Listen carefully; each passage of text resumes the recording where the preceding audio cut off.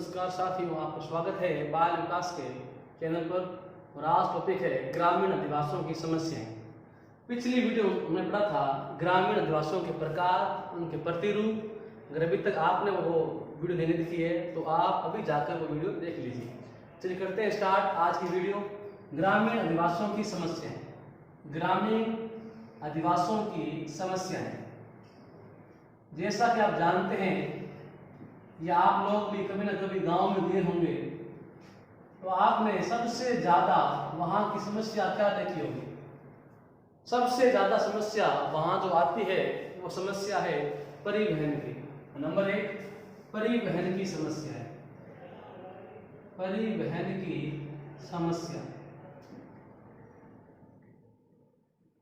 परिवहन के बारे में अगर आपको नहीं ध्यान है तो आप हमारी वीडियो है परिवहन और संचार, वो वीडियो भी आप देख सकते हैं। तो आप सोचिए भी कि आप जब गांव जाते हो तो हम देखते हैं कि प्रत्येक गांव के लिए कुछ निश्चित मात्रा में या कुछ 1, 2, 4 बस, टेम्पो या जीप ही होती है जो उस गांव तक आने जाने के लिए साधन होती है। अगर आप टाइम पर नहीं पहुंचते हो तो वह साधन भी वहां से निकल जाते हैं। इसलिए क्या है, सबसे ज्यादा समस्या है वो परिवहन की है, क्योंकि ग्रामीण इलाकों में आने जाने के लिए जो गाड़ियां हैं या बस है वो बहुत नहीं होती, बहुत ही कम होती है। इसलिए क्या है, वहां के लोगों को अपने समय के अनुसार नहीं बल्कि गाड़ियों के समय के अनुसार चलना पड़ता है। नंबर 2 संचार और तकनीक की समस्या। संचार में तकनीक की समस्या। तकनीकी समस्या ये क्या होता है? जब भी आप देखते हैं भी ग्रामीण इलाकों में क्या होता है कि आप मोबाइल में बात कर रहे हो या आप इंटरनेट चला रहे हो तो हम देखते हैं कि वहां पर रेंज नहीं आती, अथवा बात करते करते क्या फोन कट जाता है। तो ग्रामीण इलाकों में क्या है, संचार और तकनीक की बहुत बड़ी समस्या है। नंबर 3 स्वच्छ जल की समस्या। हम देखते हैं गांव में क्या है, पानी को फिल्टर करने के लिए अथवा स्वच्छ जल उपलब्ध नहीं होता। वहां पर आज हम देखते हैं कि कुएं, तालाब और बावड़ियां जो कि ओपनली होते हैं, उन्हीं के माध्यम से व्यक्ति अपनी प्यास को बुझाता है। और इसलिए क्या है, वहां के लोग अधिकांश गंदा पानी ही पीते हैं। ग्रामीण इलाकों में आज भी हम देखते हैं पानी की समस्या बहुत बड़ी समस्या है। और कुछ इलाके तो आप देखिए ऐसे भी हैं जहां लोग कहते हैं कि यहाँ पर घी सस्ता है और पानी क्या है, महंगा है। क्योंकि उन इलाकों में क्या है, पानी के जो स्रोत हैं बहुत ही दूर दूर हैं और अधिक दूर होने के कारण वहां से पानी को लाने में बहुत टाइम लगता है। अगर आप ट्रैक्टर या अन्य माध्यम से पानी को मंगवाते हैं तो बहुत ही क्या है, महंगा पड़ता है। इसलिए क्या है, पानी की समस्या ग्रामीण इलाकों में हमेशा से ही रही है। नंबर 4 शिक्षा संबंधी समस्याएं। शिक्षा संबंधी समस्याएं ये देखिए आप कि हम देखते हैं कि ग्रामीण इलाकों में अधिकांशतया 8वीं तक की स्कूल होता है। 10वीं या 12वीं करने के लिए आपको नजदीकी दूसरे बड़े गांव, देखिए आप सोचिए कि प्रत्येक गांव है उसमें 10वीं 12वीं स्कूल नहीं होता। हाँ, जो गांव कुछ बड़ा है, जहां आबादी अधिक है या जो गांव पंचायत स्तर का है, वहां पर तो आपको 10वीं और 12वीं के लिए स्कूल मिल जाएगा। परंतु जो गांव 100-50 ढाणियों वाला है, घरों वाला है, तो वहां पर आपको 8वीं तक स्कूल ही मिलेगा। तो वहां की खासकर लड़कियों को आगे पढ़ने में दिक्कत होती है, क्योंकि उन लड़कियों को नजदीकी 5 किलोमीटर 10 किलोमीटर भेजने में घर वालों को कई प्रकार की समस्याओं का सामना करना पड़ता है। इसलिए अधिकांशतया ग्रामीण लड़कियां 8वीं तक पढ़कर ही अपनी पढ़ाई को छोड़ देती है। तो शिक्षा संबंधी समस्या है वो ग्रामीण इलाकों में क्या है, बहुत अधिक है। इसके अलावा चाहे जितना मर्जी बड़ा गांव हो, वहां पर आपको कॉलेज अथवा महाविद्यालय या ITI या अन्य प्रकार की उच्च संस्थाएं आपको उन ग्रामीण इलाकों में नहीं मिलेगी। तो शिक्षा भी क्या है, बहुत बड़ी समस्या है ग्रामीण इलाकों में। नंबर 5 सड़क रेल मार्ग से जुड़ा नहीं।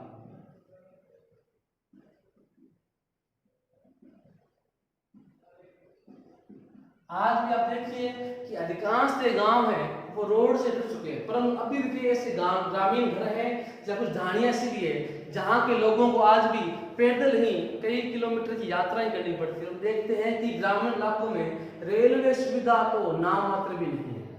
आज भी आपको बहुत चुनिंदा गांवों के अंदर आपको रेल सुविधा मिलेगी, जबकि ग्रामीण लोगों को लंबी यात्राएं जब करनी पड़ती है तो उन्हें नजदीकी शहर की ओर भागना पड़ता है। ये भी क्या है, बहुत बड़ी समस्या। नंबर 5, नंबर 6, स्वास्थ्य संबंधी। स्वास्थ्य संबंधी, इसके अलावा हम देखते हैं कि ग्रामीण इलाकों में स्वास्थ्य संबंधी सेवाओं के लिए एक उप चिकित्सा केंद्र खुला होता है, जहां पर एक नर्स अथवा एक डॉक्टर होता है, जो कि आवश्यक नहीं है कि हर रोज वहां मिले आपको। और इसके अलावा गंभीर रोग होने पर अथवा ऑपरेशन आदि समस्या होने पर उन लोगों को अपने नजदीकी शहर की ओर भागना पड़ता है, क्योंकि वहां जो डॉक्टर होता है उनसे अथवा वहां जो सुविधाएं होती है वो ऑपरेशन के लायक नहीं होती। इसलिए ऑपरेशन संबंधी या किसी गंभीर रोग के कारण व्यक्ति को, ग्रामीण लोगों को वहां से नजदीकी शहर की ओर जाना ही पड़ता है। तो जल्दी से आप उसको नोट कर लीजिए।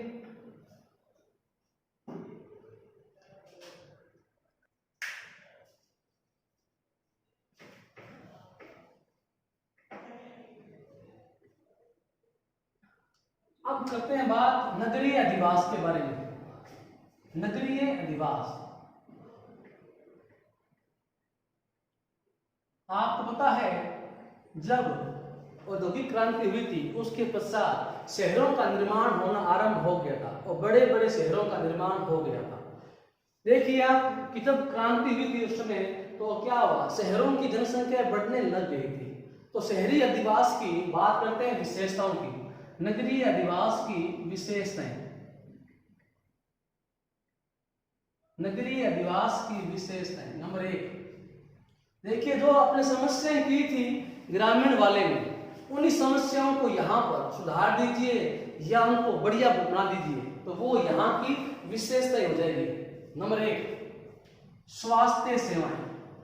स्वास्थ्य सेवाएं नगरों में क्या होती है, स्वास्थ्य संबंधी या बढ़िया हॉस्पिटल होते हैं, अच्छे डॉक्टर होते हैं, तो क्या है नगरों में जनसंख्या इसलिए बढ़ रही है। नंबर 2, शिक्षा सुविधाएं। मुझे लगता नहीं है कि इनके बारे में कुछ ज्यादा विस्तार से बताना पड़ेगा। नंबर 3, रोजगार की सुविधा। सबसे मेन का ये है कि ग्रामीण लोग शहर की ओर क्यों आ रहे हैं, क्योंकि ग्रामीण लोगों क्या है, रोजगार कम है, वहां पर जो फिक्स जॉब है वही चलती है। पर शहरों में क्या है, आपको कुछ भी आप कार्य करिए आप कार्य चल जाता है। नंबर 4, स्वच्छ पानी की सुविधाएं।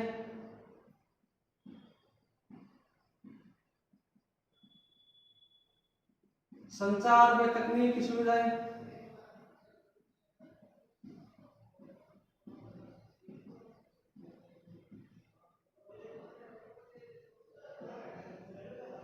परिवहन सेवाएं।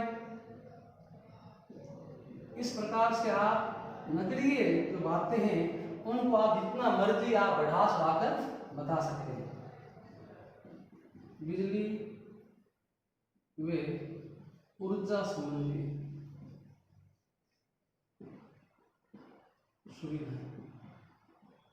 इस प्रकार से बहुत सारी विशेषताएं हैं जो नगरीय में होती है और ग्रामीण में नहीं होती। तो आप इसको नोट कर लीजिए कि नगरीय अधिवास की क्या विशेषताएं हैं, इसको नोट कर लीजिए।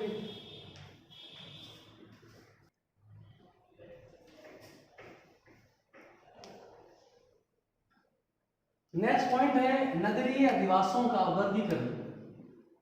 नगरीय अधिवासों का वर्गीकरण।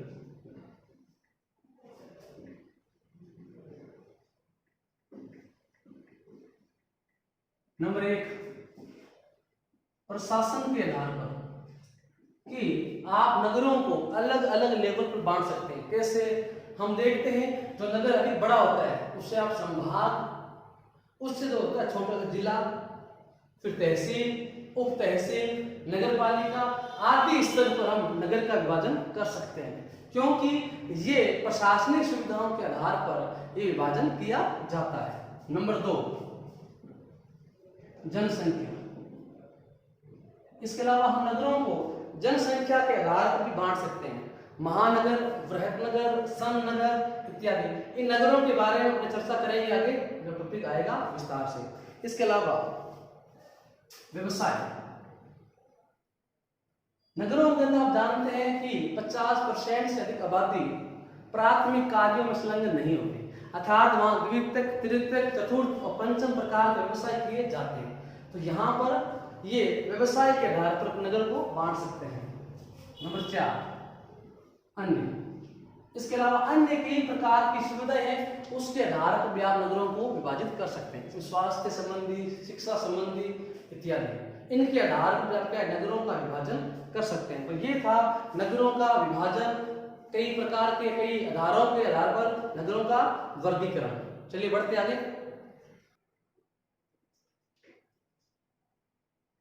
अब देखिए भाई, नगरों के प्रकार हैं वो करवा रहा हूं।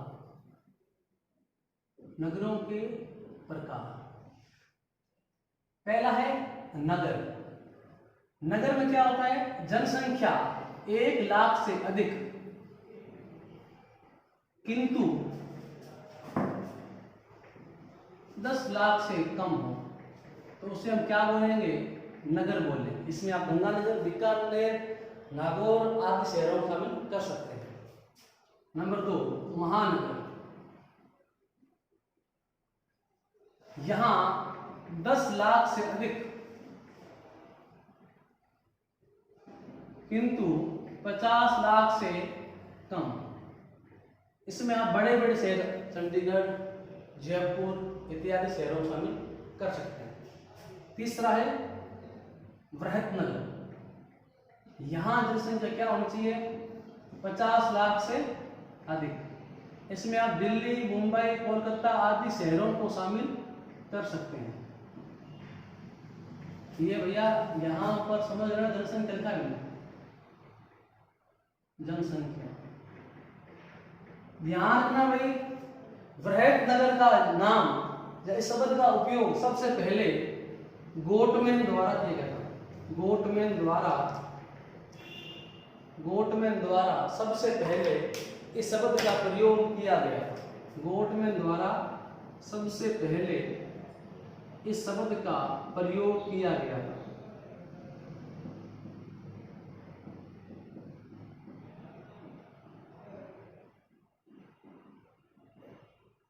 गोटमैन। नंबर 4 है सन नगर। सन नगर ये क्या होता है? ये देखो, यहां तो हम बात कर रहे थे जनसंख्या के आधार पर, नगर, महानगर, बृहत नगर। ये क्या होता है? जब नजदीकी शहरों को अथवा 2 या 2 से अधिक नगर आपस में मिल जाते हैं,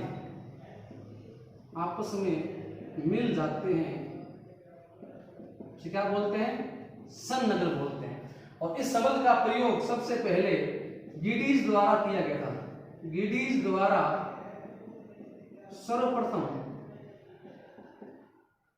इस शब्द का प्रयोग किया गया। इस शब्द का प्रयोग किया गया।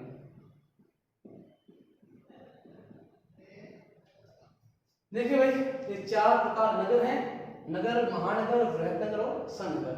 जल्दी से आप उसको नोट कर लीजिए, उसके बाद बढ़ते हैं आगे।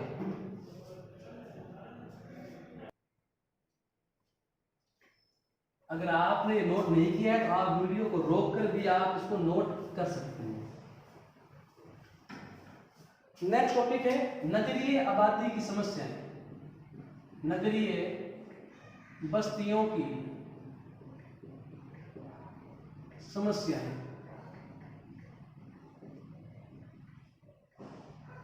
पहली, बढ़ती आबादी। नगरों की सबसे बड़ी समस्या ये है कि वहां की आबादी है वो बढ़ रही है। और लगातार जनसंख्या के बढ़ने से क्या हो रहा है, हम वहां देख रहे हैं कि लोगों की संख्या बढ़ रही है तो वहां भीड़ भाड़ बढ़ रही है। और जानते हैं कई प्रकार की समस्याओं को जन्म देती है भीड़। तो भीड़ क्या है, सबसे ज्यादा वहां की समस्या है। नंबर 2, आवास की समस्या। आवास की समस्या। इसके अलावा देखते हैं कि नगरों में क्या है, मकान नहीं मिलता। आप अपने यहाँ देखो, यहाँ आपने क्या है, नगर नहीं है, ये बहुत ही छोटा कस्बा है, पर देखते हैं दिल्ली, जयपुर, मुंबई, वहां देखते हैं कि अपने यहाँ जो सामान्य कमरे होते हैं उतने से कमरे में पूरा परिवार निवास करता है, वही रसोई होती है, वही बेडरूम होता है, क्योंकि वहां क्या है, रहने की बहुत बड़ी समस्या है। तो आवास मुझे बहुत ज्यादा है। और वहां देखते हैं कि 10 मंजिला बिल्डिंग होती है, उसी एक मंजिल में 20-20, 50-50 कमरे भी होते हैं। तो वहां रहने की समस्या है वो बहुत ज्यादा है। इसके अलावा नंबर 3, स्वास्थ्य संबंधी समस्या। स्वास्थ्य संबंधी समस्या। इसके अलावा देखते हैं कि नगरों में क्या है, स्वास्थ्य की समस्या है कि धुआं बढ़ रहा है, पॉल्यूशन बढ़ रहा है, शोर अधिक हो रहा है, और इससे क्या हो रहा है, आदमी या मनुष्यों को बहुत ज्यादा बीमारियां भी लग रही है। हम देखते हैं जो आदमी या जो जनता ग्रामीण इलाकों में निवास करती है, उनकी बजाय शहरों में रहने वाले लोगों को कई प्रकार की गंभीर बीमारियां हो जाती हैं, जबकि हम देखते हैं कि ग्रामीण लोगों को बीमारियां नगरों की तुलना में बहुत कम होती है। तो स्वास्थ्य संबंधी समस्याएं भी क्या है, नगरों में अधिक होती है। पर्यावरण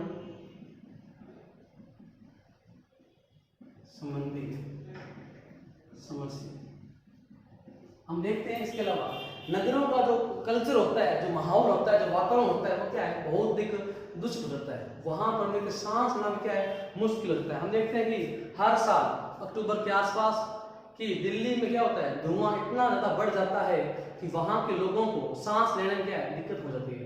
तो ये क्या है, ये समस्या है, नगरों की समस्या है, क्योंकि वहां के लोग पर्यावरण के प्रति बिल्कुल भी जागरूक नहीं है। इसके अलावा शौचालय सुविधा का अभाव। देखने में आप बिल्कुल अजीब सा पॉइंट लग रहा होगा, पर हम देखिए सुनिए भी, जो वहां मॉल जो ना, वहां की बिल्डिंग्स होती है जहां पर लोग रहते हैं, जिन्हें वहां चोल बोलते हैं, मॉल नहीं चोल बोलते हैं। चोल में क्या होता है, कई कई कमरे एक बिल्डिंग बने होते हैं, परंतु उनके लिए शौचालय क्या होता है, एक ही होता है। और वहां के लोगों को शौचालय संबंधी समस्याएं सबसे ज्यादा होती है। ये भी क्या वहां की बहुत बड़ी समस्या है। खाद्य सामग्री की समस्या। इसके अलावा हम देखते हैं कि शहरों में क्या है, खाद्य सामग्री समस्या होती है, क्योंकि आपको वहां पर वैरायटी बहुत मिल जाएगी, परंतु उन वैरायटी में क्या होता है, मिलावट बहुत ज्यादा होती है। ग्रामीण इलाकों के बजाय इसको आप चाहें तो मिलावट की समस्या भी लिख सकते हैं। मिलावट की समस्या कि शहरों में सबसे ज्यादा खाद्य सामग्री के अंदर मिलावट की जाती है, क्योंकि वहां के लोग मुनाफा कमाना अधिक पसंद करते हैं, और मुनाफे के लिए वो वहां की जनता को मिलावटी सामग्री या मिली जुली सामग्री बेचते हैं। इससे होता क्या है, वहां के लोगों को शुद्ध सामग्री की बजाय मिलावट वाली सामग्री अधिक मिलती है। तो ये वहां की क्या है, बहुत बड़ी समस्या है। जल्दी से आप नोट कर लीजिए।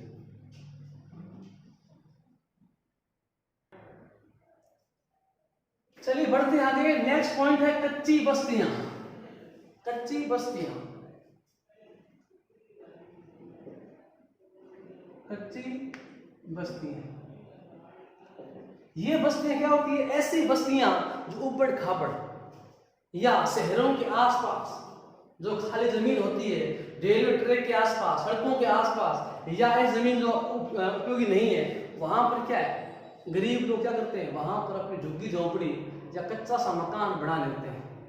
ऐसी बस्तियों को कच्ची बस्ती कहा जाता है। वे बस्तियां जो शहरों के नजदीकी जमीनों पर अपना अस्थायी आवास बनाकर रहते हैं, उन्हें हम कच्ची बस्ती कहते हैं। अब बात ये कच्ची बस्ती की समस्याओं की, कच्ची बस्ती की समस्याएं, तो आप इसमें वे सभी समस्याएं जो मैंने अभी नगरों में लिखाई थी, वो समस्या आप सेम टू सेम इसमें आप लिख सकते हैं। इसके अलावा एक्स्ट्रा लिखा रहा हूं मैं। नंबर 1, अपराध का बढ़ता स्तर। अपराध का बढ़ता स्तर, कि कच्ची बस्ती में क्या आता है कि शरीफ लोगों के बजाय वहां पर ऐसे लोग भी रहते हैं जो क्या है अपराधी किस्म होते हैं, और ये लोग वहां पर रहने वाले लोगों के साथ साथ आसपास की आबादी वाले लोगों में अपनी दहशत गुंडागर्दी भी दिखाते हैं। तो वहां क्या है अपराध का स्तर क्या है बढ़ता होता है। नंबर 2, नशे का बढ़ता प्रभाव, नशे का बढ़ता प्रभाव। इसके अलावा क्या है ये लोग अपने समय व्यतीत करने के लिए अथवा मनोरंजन के लिए शुरुआत में क्या होता है नशा शुरू करते हैं, उसके बाद क्या है ये नशे के आदी हो जाते हैं। तो हम देखते हैं कि छोटी बस्तियां कच्ची बस्तियां होती है, उनमें छोटे छोटे बच्चे भी सिगरेट, बीड़ी, गुटखा, जर्दा, इसके अलावा बहुत सारे हानिकारक नशे भी करते हैं।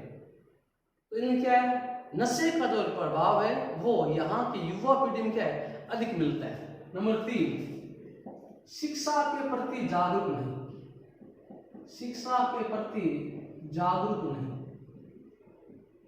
इसके लिए हम देखते हैं यहाँ के लोग हैं वो अपने बच्चों को पढ़ाई लिखाई कराने के बजाय सोचते हैं कि बच्चा कुछ बड़ा हो गया कुछ काम करेगा, वो वहां बच्चों को काम करवाने के बारे में अधिक सोचते हैं बजाय पढ़ाई के। उनकी नजर में पढ़ाई का महत्व कम है बल्कि जो काम का महत्व क्या है ज्यादा है। इसको क्या है सरकारी योजनाओं का ज्ञान नहीं, सरकारी योजनाओं का ज्ञान नहीं। यहाँ के निवासियों को सरकार के द्वारा चलाई गई किसी भी योजना का पूरे तरीके से ज्ञान नहीं होता। उन लोगों को पता भी नहीं होता कि कौन सी योजनाएं उनके लिए चलाई गई है और क्या उन्हें फायदा मिला है। इस प्रकार से बहुत सारी समस्याएं हैं, मैं पहले बोल चुका हूँ। आप इसमें शहरी बस्तियों की समस्या जो थी उनको भी आप चाहे तो यहाँ लिख सकते हैं, कोई गलत नहीं होगा, क्योंकि ये बस्तियां भी तो शहरों के आसपास ही बसी होती है। क्यों आप सोचिए आपने कभी भी ग्रामीण इलाकों के आसपास ऐसी कच्ची बस्तियां बसी हुई देखी है? नहीं देखी ना। तो ये बस्तियां कहाँ होती है? शहरों के आसपास बसी होती है। तो आप नगर की समस्या है वो इसमें आप लिख सकते हैं। इसके अलावा ये 3-4 और समस्या मैंने लिखाई है, उनको भी आप नोट कर सकते हैं। जल्दी से आपसे नोट कर लीजिए।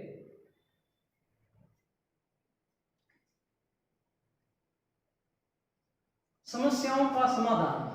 आप देखिए समाधान में आपको 8-10 पॉइंट बोल रहा हूं, उनको आप नोट कर लीजिए। नंबर 1, सरकार की ओर से इन बस्तियों में स्कूल खोले जा रहे हैं। नंबर 2, सरकार की ओर से यहाँ पर स्वच्छ पेयजल की सुविधाएं उपलब्ध कराई जा रही है। नंबर 3, इन बस्तियों में चिकित्सा उपकेंद्र खोले जा रहे हैं। नंबर 4, इसके अलावा यहाँ परिवहन सुविधाएं उपलब्ध कराई जा रही है। नंबर 5, इन लोगों को निःशुल्क अथवा कम दर पर आवास की सुविधाएं मिल रही है। नंबर 5, इसके अलावा यहाँ के इलाकों में बिजली और पानी की सुविधा भी पहुंचाई जा रही है। नंबर 6, सरकारी योजनाओं का लाभ यहाँ के लोगों को एक घर तक पहुंचाया जा रहा है। इस प्रकार से उनके समाधान भी चल रहे हैं। पर आप जानते हैं समस्याएं अधिक बढ़ रही है और समाधान क्या है सीमित है।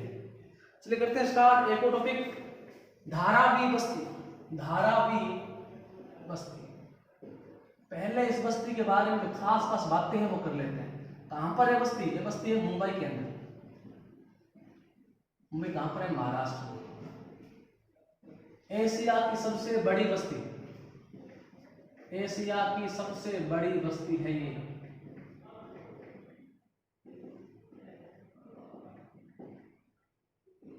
कुम्हारों द्वारा बसाई गई बस्ती, कुम्हारों द्वारा बसाई गई बस्ती।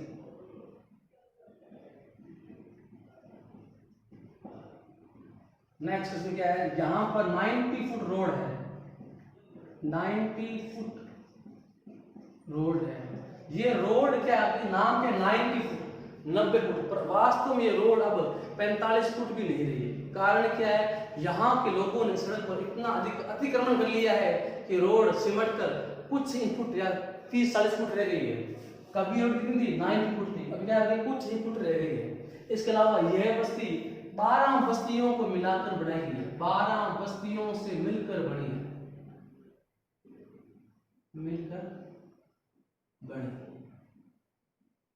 6 लाख की आबादी है, 6 लाख की आबादी। घर कितने यहाँ पर? 1 लाख घर है। देखिए आप करें बात निवासों की, तो यहाँ के जो मकान है वो बहुत ही जर्जर अवस्था के बने हुए हैं। बहुत टूटे फूटे या एक के ऊपर एक ऐसे मकान बने हुए हैं जिनके अंदर सुरक्षा की कोई व्यवस्था नहीं है। यहाँ के लोग उसी एक कमरे में पूरे पूरा घर रखते हैं। यहाँ हालत है कि एक एक कमरे में 10-10 आदमी रहते हैं। इसके अलावा यहाँ सीढ़ियां भी ऐसी जंग खाई हुई है कि ना जाने कब टूट पड़े। इसके अलावा यहाँ हम देखते हैं यहाँ पर बहुत सारे छोटे मोटे उद्योग भी चलते हैं जिनमें ईंट निर्माण, कॉस्मेटिक उत्पादन, हौजरी उत्पादन, इसके अलावा बहुत सारे अन्य छोटे मोटे उद्योग है यहाँ पर चलते हैं। और यहाँ का सामान है वो पूरे वर्ल्ड में यहाँ से निर्यात किया जाता है। परंतु उसके बावजूद देखते हैं यहाँ पर बहुत सारी समस्या, यहाँ पर शौचालय नहीं है। यहाँ घरों में देखते हुए बात है कि एक शौचालय है और उसको यूज करने वाले इसके सैकड़ों बंदे हैं। इसके अलावा यहाँ घरों में साफ पानी की सुविधा नहीं है। यहाँ पर जो पानी है वो एक मान लो हैंडपंप है, उसी हैंडपंप क्या है सभी डिपेंड है। तो यहाँ पर बस्तियों में एक नल लगा हुआ है और उस एक नल पर पानी लेने के लिए हजारों संख्या में लोग खड़े रहते हैं। वहां पर देखते हैं सुबह सुबह अर्ली मॉर्निंग क्या होता है कि लंबी लाइन बढ़ जाती है। ऐसा आपने कई बार टीवी में देखा होगा। और वो वहां पर पानी के लिए वहां पर आपस में मार काट की केवल हो जाती है। तो इस तरह से यहाँ पर बहुत सारी समस्याएं बनी हुई है। इन समस्याओं को दूर करने के लिए सरकार द्वारा बहुत सारे प्रयास किए जा रहे हैं। इसके अलावा देखते हैं यहाँ पर गलियां इतनी पतली है कि एक व्यक्ति साइकिल लेकर चला देना उसको भी वहां से निकलना मुश्किल हो जाएगा। इसके अलावा हम देखते हैं यहाँ पर बहुत सारी बीमारियां फैली हुई है जिनमें खासकर डेंगू अथवा पानी से अथवा आंतों में होने वाली बीमारियां यहाँ पर सर्वाधिक है। यहाँ के लोग सबसे ज्यादा नशे से पीड़ित हैं। यहाँ के लोग नशे से बहुत ज्यादा ग्रस्त हैं। यहाँ के प्रत्येक छोटा बच्चा क्या है नशे से पीड़ित मिल जाएगा।